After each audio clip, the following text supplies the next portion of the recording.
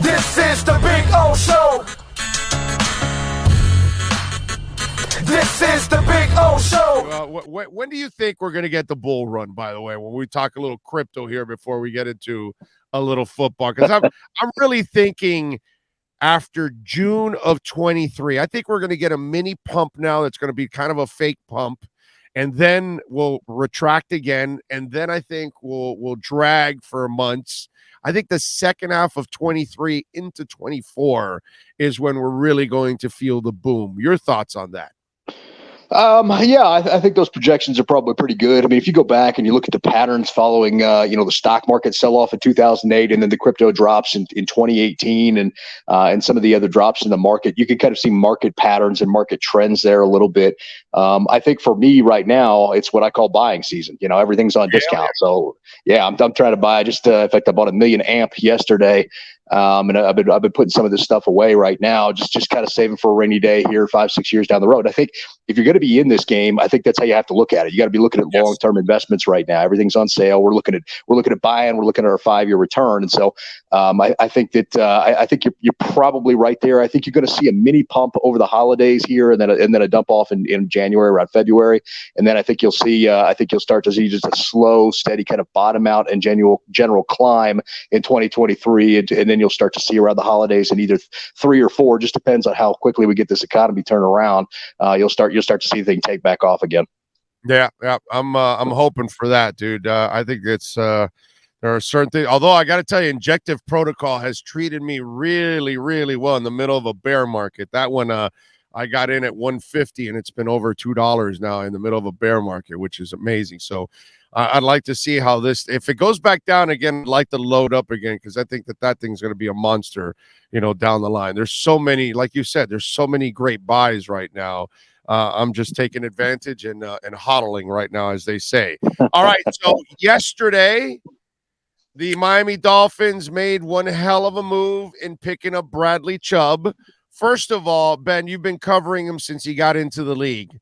Describe the player, what Dolphin fans will see on a game in and game out basis, what you've learned from Bradley Chubb. Well, before we get to the player, let's talk about the person, because you guys got an A+ person. Bradley Chubb is an absolutely great guy off the field. You'll never have a problem with him. He comes from a football lineage. He had a brother who was in the league. He's got a cousin. Obviously, I think everybody knows it's in the league. And he is an A+ person. He'll be a leader in the locker room. He sets the standard high, and when he doesn't meet it, he holds himself and everyone else accountable. So that's what you get. First of all, he was a team captain. Just so everybody knows. By the way, did you know this? Did you know this? Because I didn't know this until yesterday. His sister is married to Brandon Jones, the strong safety for the Dolphins that unfortunately got injured. What a fantastic young player developing for the Miami Dolphins, multifaceted. But his sister is actually Chubb's brother. So he does have a connection down there, and that'll be good for him. I did actually know that. I'd forgotten about it, but I did actually know that at one point. But he's in terms of being on the player, he's obviously on the field. He's a scheme fit for what you guys are going to do. He's very strong, and I think that's the thing that gets overlooked. I mean, he's quick and all that kind of stuff, but he's strong, and he's a big guy. I mean, he's a big outside backer. He's strong. His bull rush move is probably his best move. That's not to say that he doesn't have everything else in the arsenal, but the bull rush is his best move. And if you're a weaker offensive tackle, he'll just go right through you. His production tends to come a bit in spurts. Like when he gets going, all of a sudden he gets confidence and he really gets going. So, that's something to keep your eye on there. He's the lone knock on him has been the health injuries and the injury issues, but he's when he's on the field, he's a phenomenal player. And here's the thing: for being an edge rusher and being a guy that goes after the quarterback, he's actually pretty good going away from the football too. Vic Fangio used to drop him back into hook zones quite a bit, and he was pretty good at dropping back. I think he has 2 interceptions I think on his career, maybe just one on the books, because I think one got called back for a penalty that was happening in there. But he has interceptions, on the thing. So you can move him around and do different things with him. So the question I got to ask, because I know that he was kind of available and people were talking about him, I'm thinking, really, the Broncos are going to give up on a pass rusher? I can see him moving Judy, but I figured, in the end, they'll hang on to a pass rusher because there's such a premium on guys that can get after the damn quarterback. So why did this happen? Why did they part ways with such an important position? Was there a contract issue that was developing? What was the issue? Why they parted ways with Chubb? Well, there was a couple of things. They didn't want to part with Chubb per se, but he's been injured a lot over the last couple of years. Even though he's having a highly productive year this year, he was due. He's due for the contract extension. He wants $20 million plus APY. That's going to be a 4 or 5 year. It's a typical edge rusher money. I know that sounds like a lot, but that's what you pay for somebody his caliber. And the Broncos had just they've paid everybody else, and they just don't have the real estate right now to make that happen. And then on top of that, they've got depth. They drafted Nick Benito, who looks really good. They switched Baron Browning from inside backer to outside backer, and he looks like he might be a star in this league. They paid and brought in Randy Gregory on the other side.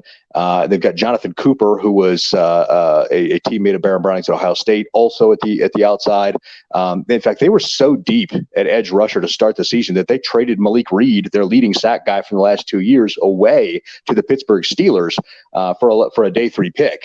So the thing about the Broncos is that's the one area they're just absolutely stacked at edge rusher right now. They have the chance to get some value back. They knew that they probably couldn't afford to pay Bradley Chubb since they paid Russ all that money, Randy Gregory, Justin Simmons. They've got Cortland, Tim Patrick. They've got so many contracts that are coming up now, especially Draymond, that they're just not going to have the room to make it work. They've got to cut costs somewhere. And so they're cutting cost at that edge spot. And so that's the reason that they just went and cashed the value on Bradley Chubb rather than try to pay him. I'll tell you, he's beloved around here, though. You're not going to find anybody who's got a bad word to say about Bradley Chubb. But wait a minute. I always hear people saying that the cap is fake and that, you can always work around it and all that. Now you're telling me the cap is real, Ben? Please explain why the cap is real. Yeah, the cap is real. I mean, even with cash, which you can mitigate some of the cap problems with cash and accelerating things. But even by doing that, there's still some hard limits there. I mean, you got some malleability if you're a cash-rich team, which now the Broncos all of a sudden are because they've got the wealthiest owners in the league. But it's still a little bit difficult, especially if you're paying a quarterback to be able to maneuver around that cap, and depending on where the guarantees are located for the guys that you've paid. So cap is real. You can finesse it a little, but it is still there. And obviously with the Walmart folks owning the Broncos, there won't be a problem with signing bonuses and things like that moving forward because, like sometimes what people don't realize, sometimes there are teams like maybe the Raiders, there are teams at times that don't necessarily have the cash flow to make certain deals happen. I mean, I know the Browns did some crazy ass shit that there's some teams in the league that even if they had a player, not with the problems that Deshaun, I'm just saying a player that was worth a fully guaranteed deal. You know what I'm talking about, Ben. There are teams around the league that probably could not do that deal just fiscally and have all that money sitting in escrow. Oh, absolutely. The Chargers, the Raiders, you already mentioned, those are two of the more cash poor teams in the league. And I think a lot of fans don't realize that if you have guaranteed money in a contract, that money has to go into escrow within like 2 weeks. You have 2 weeks as an owner to get that into escrow, and then it's got to sit there because it's guaranteed money. So you're out that money. And so, there's teams that are cash poor, again, like the Raiders, like the Chargers, that just don't have that cash sitting around to be able to do that, put it into escrow and leave it sit there. And that's sort of a problem for some of this. So now the Broncos have, of course, the Walton Penner Group, which is obviously the Walmart folks, and they are by far the wealthiest owners in the league. So that should not be a problem going forward. Yeah, the blue light specials will be over with the Raiders and the Chargers, not with the Broncos overall. All right, so how do you grade that trade? Do you think it was a fair trade overall? Do you think the Broncos got a little more value? Did the Dolphins get value by getting Bradley? How do you look at that trade? Because I think that everybody wins overall, but you tell me. Well, I think it depends on the health of Bradley Chubb long term over the contract extension he'll invariably sign with Miami. But if he stays healthy, then Miami wins. I think this is a deal where everybody wins, really. It's one of those rare trades where the team trading away a great player got good value, and the team acquiring got a great player who's not like already washed or anything like that. I mean, Bradley Chubb's only been in the league, 4 years now. So, I think I graded it out an A for both teams. I mean, the Broncos didn't have a first round pick thanks to the Russell Wilson trade. They need that. They've got to retool their entire offensive line. And so, I feel like that now they've got the ammunition to be able to try to fill out that offensive line. And meanwhile, Miami got a piece that might be able to help put them over the top. They're gonna struggle because that Buffalo buzzsaw there probably owns that division. But you can get a wild card and you get hot at the right time in the playoffs, and who knows what happens. So, Miami had to kind of make that push because they're in a window. I mean, that team looks good. I thought they were going to be second or third in the division, but that offense is clicking. And when Tua's in there, he doesn't have the strongest arm in the world, but when he's in there, man, he's just got that it factor. He's got that accuracy, and having those two speedsters on the outside, my goodness, Jalen Waddle and Tyreek Hill. My grandmother could throw for 300 yards with those guys on the outside. They're so talented. So, Mike McDaniel is a friend. Know him from his time in Denver, where he grew up. And you guys got it going on. You just need a couple more pieces, and you cashed on an edge rusher that I think is really going to help. What has been his injury bug? Well, he's just had different things, mostly in the legs. He's had a couple of ACL things, but he's come back from them every time. And he's, dude is a tireless worker, getting back and all that kind of stuff. Last year was a little bit rough on the sack total, but if you dig a little deeper in the numbers, his pressures were still very, very, very high. He just wasn't quite getting there and getting the sacks as he was coming back from that injury, but he was still causing havoc in that backfield as they double and at times triple teamed him because they weren't really scared of anybody else along Denver's rushing front in the Fangio defense. So that's part of the reason the Broncos invested so heavily in edge rusher this year and why they're so deep is because last year they just weren't getting home outside of Bradley Chubb. Benjamin Allbright joining us, KOA insider for the Broncos. All right, before I let you go, the whole Russell Wilson thing, I'm a little confused on it because I like Russell as a player. I'm not convinced that it's all him. I'm wondering, is it the situation? Is it the coaching? Is it the offense, how it's being called? After watching Tua being surrounded by shit for 2 years, and I kept telling everybody he's got no coaches and no line, and hell, last year he only had really Waddle and all that.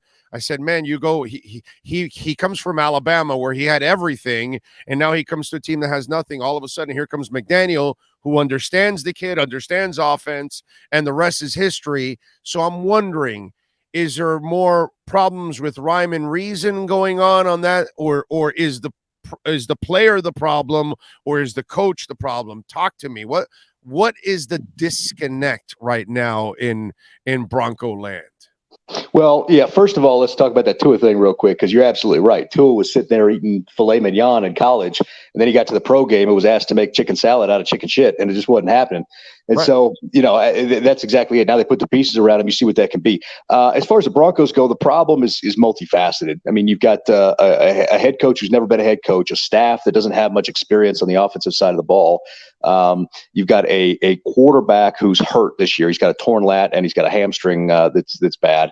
And then you've got a system that requires a lot of lengthy developing concepts and an offensive line that's just not capable of blocking that long.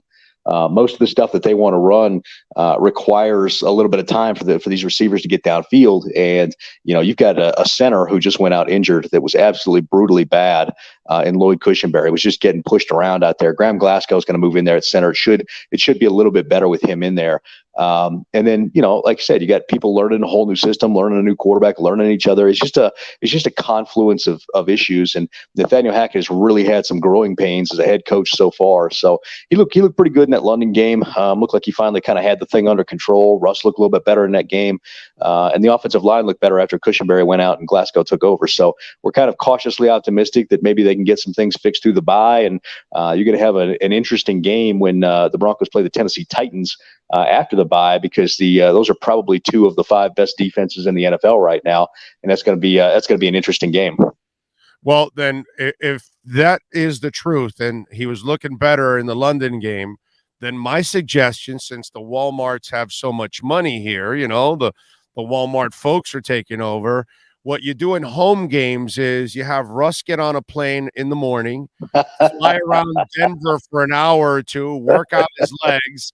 He lands, he goes, gets his limo, they take him over to the stadium, and he's ready to go, baby. Because that is the key, working out on the plane, man. I'm totally here for it. I first heard high knees and associated with Denver. I thought it was something totally different, but Russ is whatever you think of Russ, whatever you think of Russell Wilson, and believe me, like his personality. I mean, the guy's just a dork. He's just a dork. But as far as being a player, the dude's a gutsy player. Like he fights through injury. He desperately wants to win, and so whatever you think of his personality, he's a guy that wants to be out there competing, wants to be out there winning. So I think he'll get back on the right track. I think a lot of people that are counting him out right now, I think a lot of people are going to be eating some words by the end of this year or next year, in this system, in this setup. Yeah, I'm a Russ fan, bro. I hope things work out for him because he's a good dude. He's a good person, and he's a guy that should be representing the league. So I pull for Russell Wilson, man. He's always been a winner, and I pull for you, sir, as always, because you always come through for us. Make sure you follow him on Twitter at Allbright NFL. Benjamin, as always, thank you, my friend, and let's hang in there for that bull run coming down the line, baby. Darn right, brother. You take care. You got it, baby. Be good. There you go. Benjamin Allbright, Broncos insider for KOA, and another crypto believer, just like I am. There you go.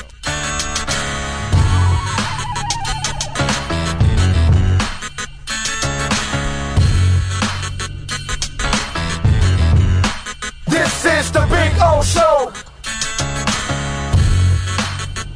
This is the Big O Show.